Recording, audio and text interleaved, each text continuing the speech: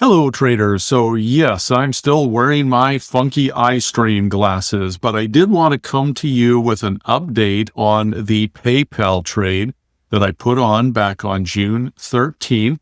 Again, these are all designed to be paper trades. None of this is financial advice, but specifically, I had shared the concept of putting on a cash secured put, selling a put, because I felt PayPal might go higher.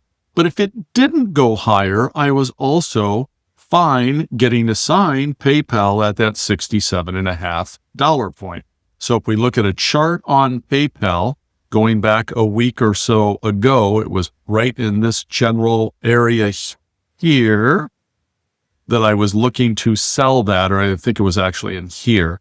And so I was fine selling that PayPal put. PayPal has since ground a bit higher. And when it had moved up a fair amount higher, when it had moved up, I think right around into this range here, I even came in and I did what I called a juiced the trade. So let me just show you what I mean by that. So here I had sold the cash secured put. So that was the only option I had sold. And by the way, that is at pretty much its full profit right now, $130. Is my net credit that I took in. We're currently at 125, so we're at 96% of the potential profit. This is a trade I would certainly close here or roll. I would roll it out in time and possibly up. We'll get to that in a couple minutes.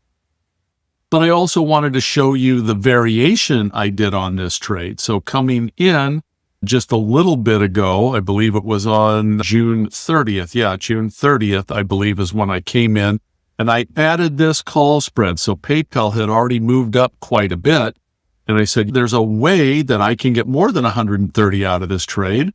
If I sell that call spread and PayPal stays between my break evens here, I could potentially get as much as 185 instead of that $130 out of this trade.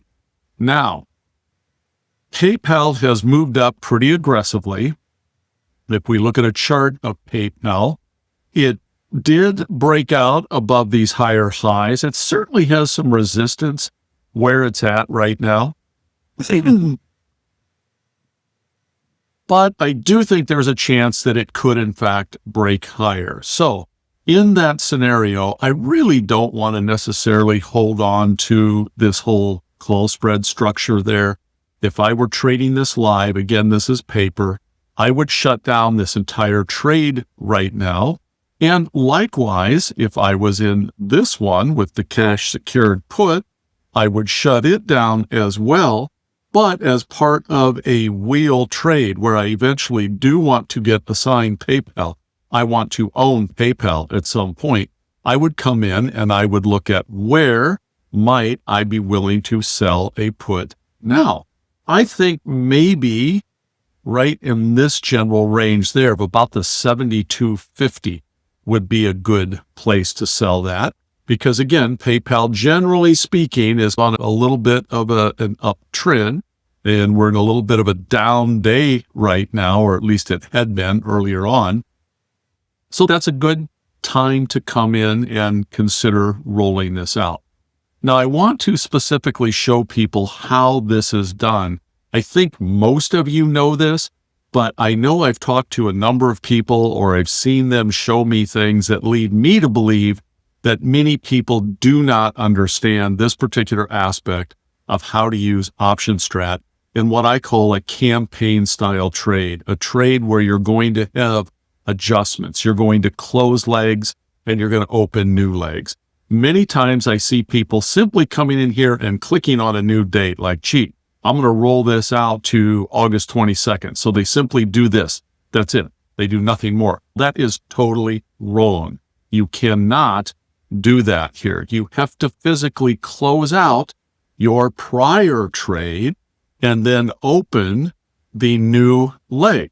So to do that, I would come in here and I would buy to close. But before I do that, because if I buy to close this, that's essentially going to shut this trade down. This trade would not exist anymore. So because I want to keep at least one leg live here, let's just say that my new trade, I'm going to roll this out a month in time. I'm going to roll this up to that 72.50 I decided. So I would come in my platform, whatever my trading platform is, I would go ahead, I would make that trade. And let me just see what that's currently trading at here right now. But to do this here, I add an option. I'm going to sell that put. I'm going to sell it at 72.50. And I'm going to change the expiration here to August 22nd. Now I should be getting quite a bit more for that. Yeah, $2.46. So it is low open interest.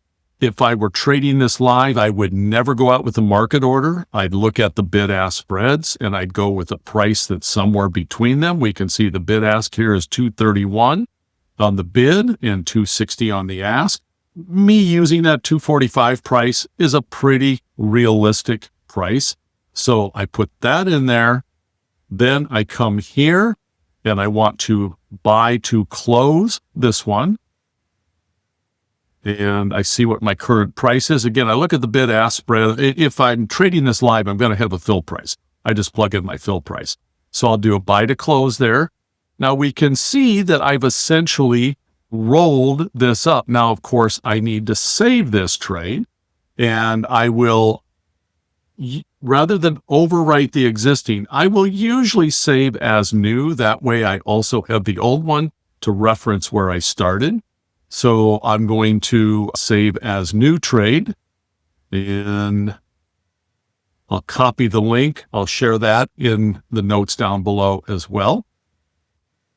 And so now this is my new trade, and we can see that the amount of potential credit now is $240. So that's a combination of those two. That's the first amount that I took in here. And in this particular case, again, I sold it for $1.31.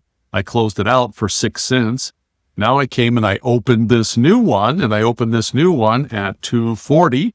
And maybe at some point, if all goes according to plan and PayPal stays above that 72, I thought I sold the 72.50. Looks like I actually sold the 72. But regardless, so I will go ahead and again, hopefully be able to keep or collect that premium as well.